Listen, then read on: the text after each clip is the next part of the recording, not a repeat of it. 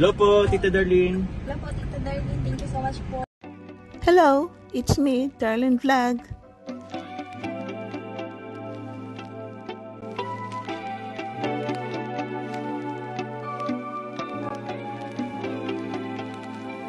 Hello mga kalingap, katandims, ka-jomcar! Kumusta na po kayo? Ito si Darlene Vlog, nagbabalik. Siyempre, magre-reaction po tayo ngayon. Pero bago yan, i-shoutout muna natin si Kuya Val Santos Matuban, si Ate Na Vlog, si Kalingap Rap, kasama natin dito sa Team Kalingap, mga charity vloggers, mga reactors sa Karipa, siyempre kasama ko sa Karaba, shoutout kay Jomar, kay Carla Tapilar, paki-subscribe po sila, siyempre ang mga kasama natin sa Jomcar community, shoutout po sa inyong lahat. Kumusta na po kayo? So dito tayo sa reaction na natin itong Diros, no? Diros, ilang months na sila ngayon, nag-celebrate na sila na kanilang 4th monthsary. No, hindi napansin, no? Ang tagal, parang kailan lang yung nakaabot na pala sila sa 4th monthsary. Kailan lang yung sumasama lang CD para magkameraman, no? Tapos yung parang nagsumakay sila sa bangka, so parang may titigan. Tapos pag binibisita si Rosan, binablog, sumasama CD, hanggang sa napansin ng mga supporters ng Kalingap Rap na may something ang dalawa, no? May sila, parang may something chemistry. Kasi ito si D parang sa una-una parang bumisita kay Dara, so parang may mga conversation sila na rini-request ng mga supporters na Dara do at saka D, pero ito si Dara is hindi pa siya ready makipag-love team. So parang walang nabuo na friendship or mga tanding-tanding. So dito kay Rusan, meron namang David, meron namang dito si D, tapos parang umamin si Rusan, ito si D ay nag-message, nag-invite ng jogging, so parang ito si D ay may something crush kay Rusan, pero alam natin ito si Rusan ay hindi pa siya ready magkaano na relationship, kaya parang nabuwag yung yung past. Pero ito yung magpapakita tayo ng short clip or mga mixed, i-mix natin ng video na sila ay nag-celebrate, pumunta sila sa swimming pool, no? Para i-celebrate ang kanilang 4th monthsary. So enjoy, keep watching. Makapunta yung Diros sa ibang bansa, no? So pangarap natin yan para sa Diros. So ngayon, ang gagawin muna natin ngayon is mag-enjoy and mag-celebrate. Yes! Para sa 4th monthsary. Kapag Diros, kasi sabi niya sa Diros, maraming na pagkain! Marami at take out. Sa Diros doon siya pinakamarami na take out. Sino yun? Napansin ko ito si Kayla. Ito si Joey. Si Kayla is parang active na siya sa pag-scout, no? Sumasama sa mga activities ng scouting. Yung ribbon cutting na bahay ni Jomar kay Nanay Generous. Kasama din si Kayla at si Joey. Parang mag-close na sila, no? Yung ko siguro magkalapit ang kanilang isang lugar ata sila. Pero ito si Kayla, ang pagkakaalam ko, sabi niya na kabarangay niya si Carla, kasama niya sa schoolmate niya sa high school. Ito si Juby is iba naman. Pero siguro close lang sila, nagkataon na sila mga free time, sumama. So ito may sponsor sila ng mga snacks. So heavy snack ito kasi may mga chicken, no? May mga bread, so siyempre may cola, mga dalaga, ingat-ingat kayo sa kakainom ng cola, baka magkayute kayo. So masaya ang Diros, no? Masaya ang kanilang anniversary. Ayan guys, po, dahil mansari, naghanda po si D ng panghanda po nila. Salamat D, tulungan na namin kayo. Si Kayla po, focus si Kayla sa goal niya. Si Job. Tulungan ko na kayo para ma-scout kayo kung ano yung pwede ko mamaya mauwi. Ang daming handa.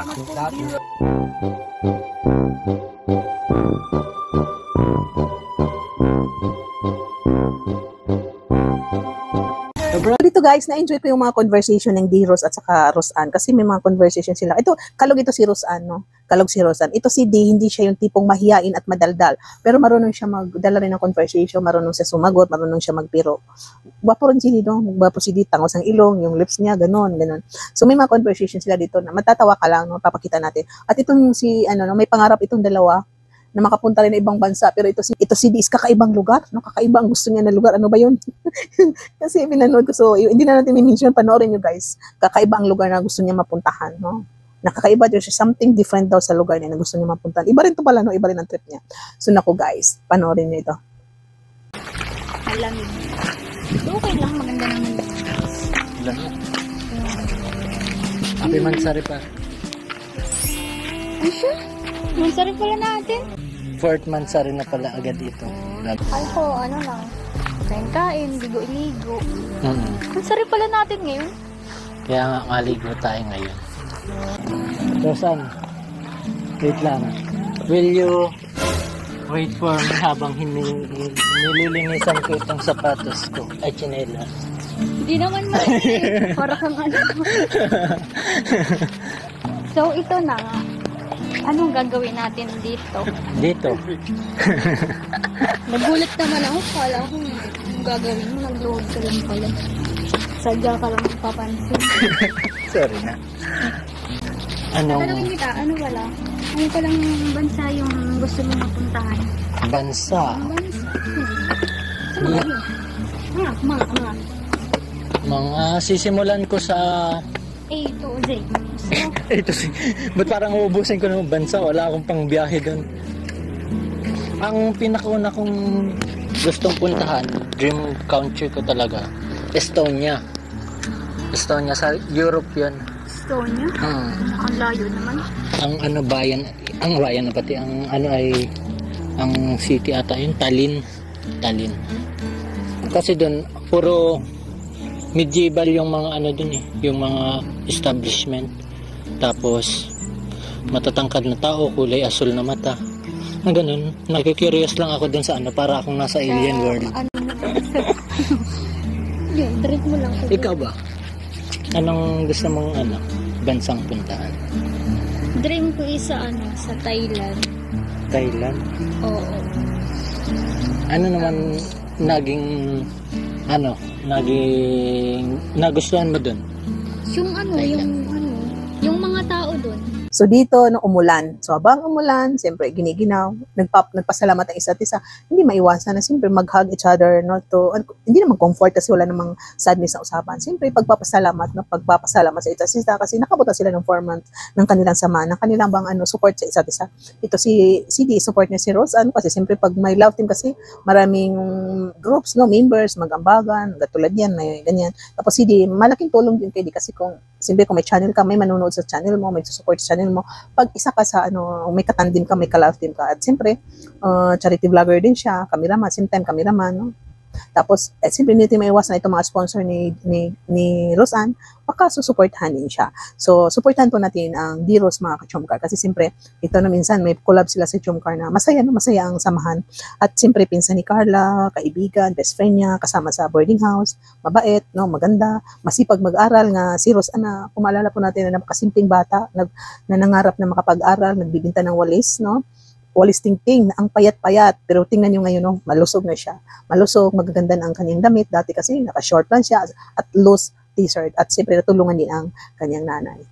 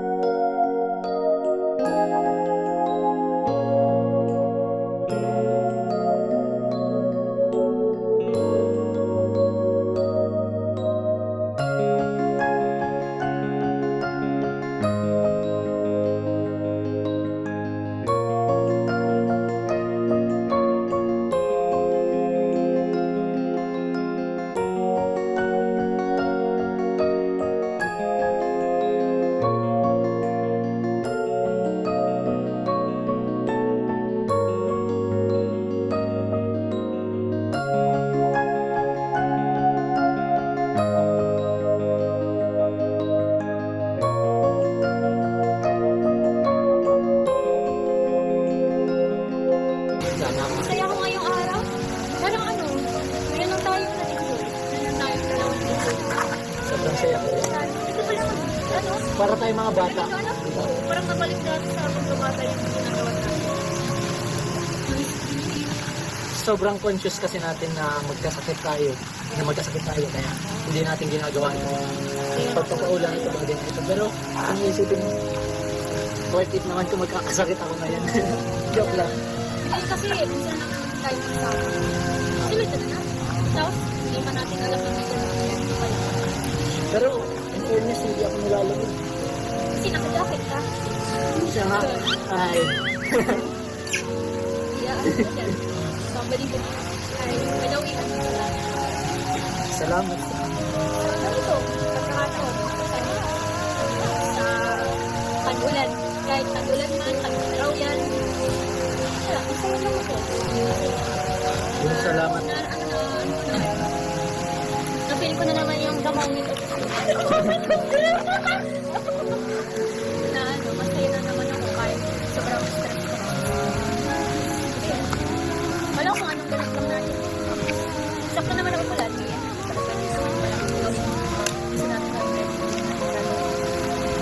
Salamat. Pero, your thanks is just all. Huwag kang mag-English. Yung salamat, yung salamat mo ay salita lang yan para sa akin. Ang best way to express gratitude. What?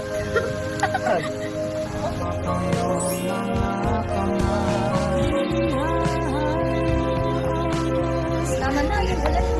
Parang alam mo kasi So, dyan lang po ating reactions for today. Pakisupport po ang Diros, no?